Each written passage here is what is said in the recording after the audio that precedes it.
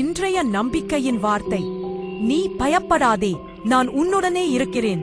திகையாதே, நான் உன் தேவன். ஏசாயா அதிகாரம் 40 வசனம் 10.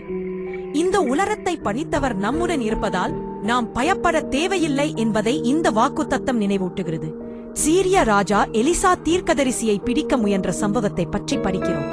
எலிசாவின் வேலைக்காரன் எதிரியின் படைகளைக் கண்டபோது பயம் அவனை பற்றிக் கொண்டது. ஆனால் எலிசா அமைதியாக இருந்து அவர்களுக்கு இருக்கும் தெய்வீக பாதுகாப்பை காண தனது வேலைக்காரனின் கண்களை திறக்கும்படி கர்த்தரிடம் கேட்டார். எலிசாவை சுற்றிலும் அக்கினிமயமான குதிரைகளாலும் இரதங்களாலும் அந்த மலை நிறைந்திருக்கும்படி பார்க்கும்படி கர்த்தர் வேலைக்காரனின் கண்களை திறந்தது. பயப்படாதே, தேவன் உன்னுடனே இருக்கிறார் என்ற வாக்குறுதிக்கு இது ஒரு சான்றாக விளங்கியது.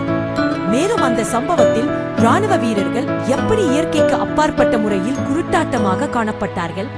எலிசா அவர்களை சமாரியா நகரத்திற்கு அழைத்து சென்றார். அங்கு அவர்களின் பார்வையை மீண்டும் பெற்றனர்.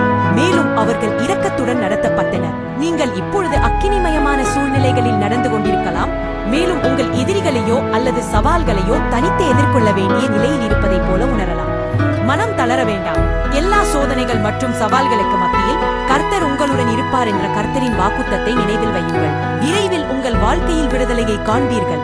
ஜெபம்: அன்புள்ள கர்த்தராகிய இயேசுவே, என்னுடன் இருப்பதற்கு நன்றி.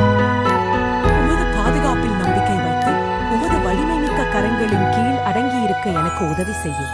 ஆமென்.